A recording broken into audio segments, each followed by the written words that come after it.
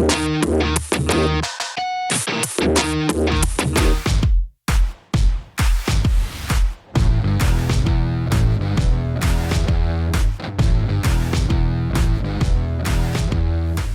friends to another video. Today I'm going to be talking about the top 5 things I wish I knew when I started editing in Final Cut Pro 10. Let's get into it. Alright, here we are inside of Final Cut Pro 10. The first thing I want to talk about is connected clips and their connection point options. So let's have a look here.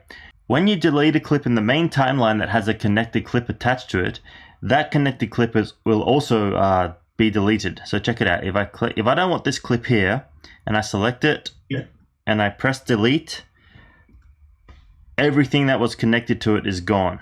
I'll undo that.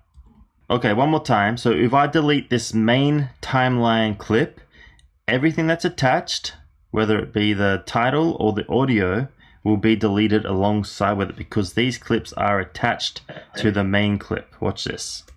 It's all gone. Now I don't want that to happen. So how do we preserve the connected clip? There are a few ways we can do this, and I will show you some that I didn't learn too much later. If you want to preserve the timeline but delete the clip, first select the clip in the main timeline, hold shift and press delete. Let's do that now. There we go. This will lift the clip and fill the empty space with a gap clip and preserve the connected clips.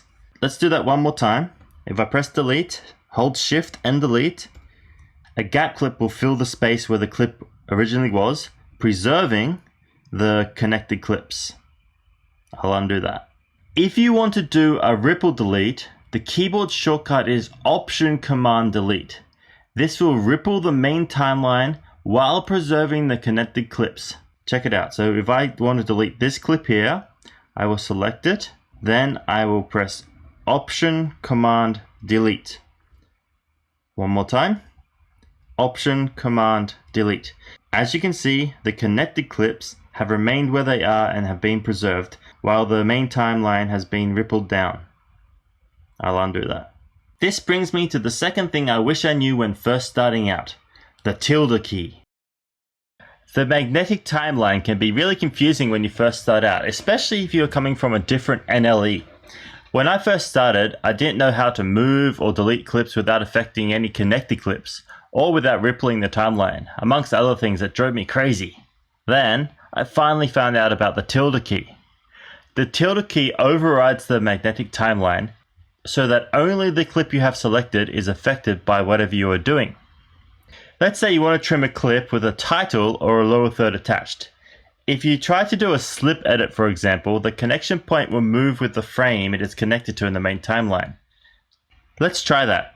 So if I press T to do a trim edit, and I try to slip this clip, you can see that the connection points are moving along as I try to slip the clip.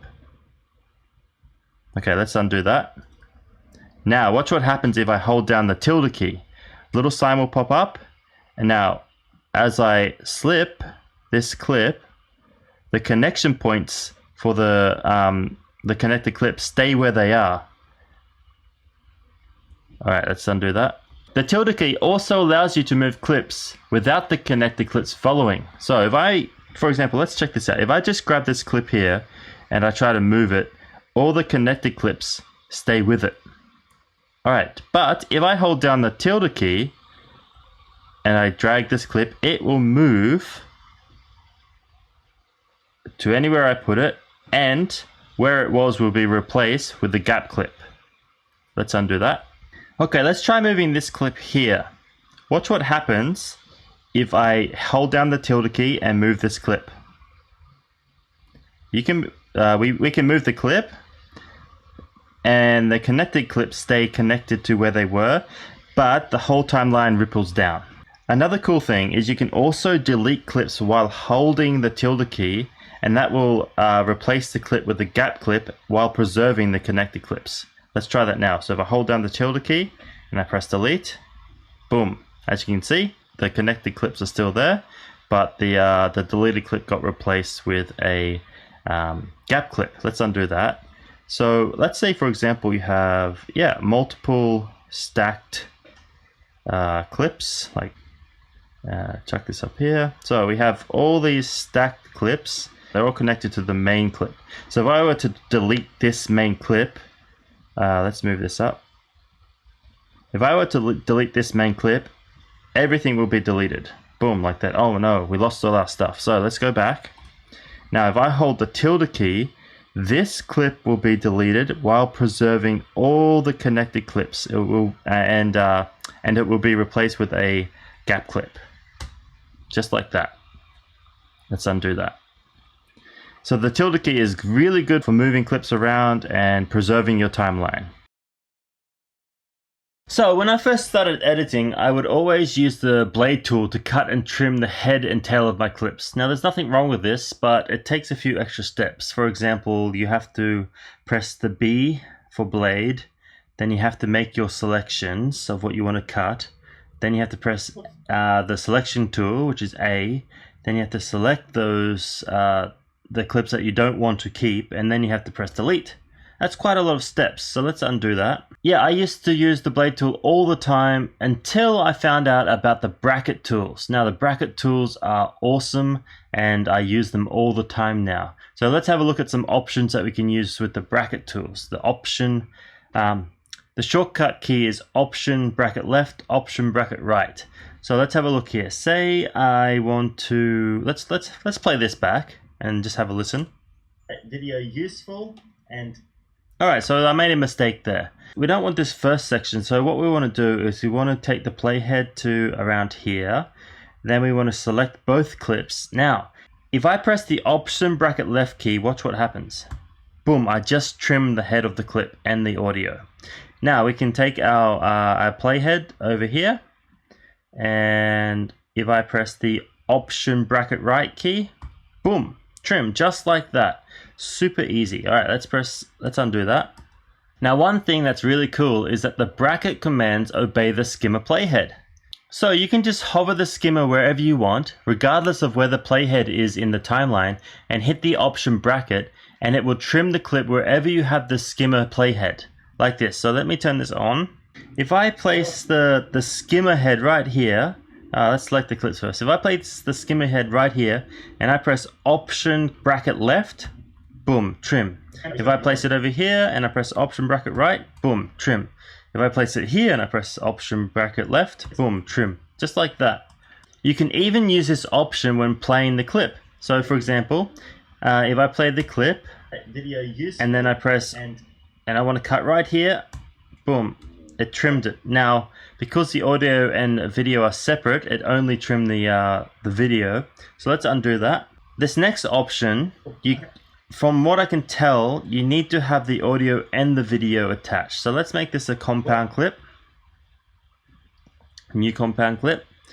We'll just name it that, that's fine. Okay, so we've made a new compound clip. Now, we know what our selection is. It's this part here. So we want to keep this. What we can do is we can use the range select tool to select the range, or we can push the in and out options. Now this is selected. What we can do next is if we press the option and backward slash key, it's going to trim the head and the tail at the same time. Watch this. Boom, just like that, you've deleted the head and the tail of the clip. Super useful, and it should speed up your editing. Connected storylines. The next thing I wish I understood was the power of connected storylines. The timeline is not magnetic when dealing with connected clips, and this can be a good thing. There are many reasons you may want to have your clips not on the magnetic timeline. But one thing I wish I knew earlier is just how useful and powerful connected storylines can be. I use them all the time in my work now. Connected clips don't behave the same way as they would if they were in the main timeline though. If you try to change the clip order by dragging, you will find you can't. This is what happens if you try to drag. You can put it in front, but the clips don't swap. Or if you put it here, it will go directly above. Let's put this back. All right. If you try to trim a clip, it will behave like other editing programs and leave a gap. So if I try to trim this clip, I can trim it, but there's a big gap here. The clips don't ripple together or leave a replacement gap. You can roll edit clips though by pressing the trim tool. So if I press T and go between these two clips, then I can roll edit these clips. Alright, let's press A, go back. If you want to create a sequence where your clips behave the same way as they do in the main timeline, you can put them into their own storyline. I use this a lot for B-roll sequences. Select the clips you want and press Command G. So let's select these clips and I'll press Command G. Now, all these clips are in a self-contained storyline that behaves exactly like the main timeline. So if we try to swap the clip order now, watch what happens. Boom, they swap. Let's undo that. Now, if you try to trim a clip, it will ripple. Another cool thing is, this gray bar up here is called the shelf. And if you click on this, you can move the entire sequence anywhere you want on the timeline. This is really useful for experimenting with the best order of your B-roll. I find connected storylines great for storytelling, as you can easily move them around. Just another great tool for telling your story. If you want to know more tips about using the connected storyline, let me know in the comments. Range selection for audio ducking. The last thing I wish I knew is actually super simple. I didn't understand the range tool when I first started using Final Cut Pro 10, so every time I wanted to duck my audio, I would use the pen tool to place markers and then dip the audio, like this. So I would come over here, and say I wanted to dip this part just here because it's peaking. I would hold down the Option key, and I would put a marker, then I would put another marker here, another marker here, and another marker here, and then I would drag down that part. Alright, let's undo that. But with the range selection tool, all I have to do is press the R for the range selection tool. I can just select the area I want, and just like that it's done. So here we are, I'll select this little area, and all I have to do is drag down, and it will automatically place the markers for me. So easy and fast, and I can easily refine my edit points. All I have to do is zoom into the timeline, and then I can just move my markers wherever I want them.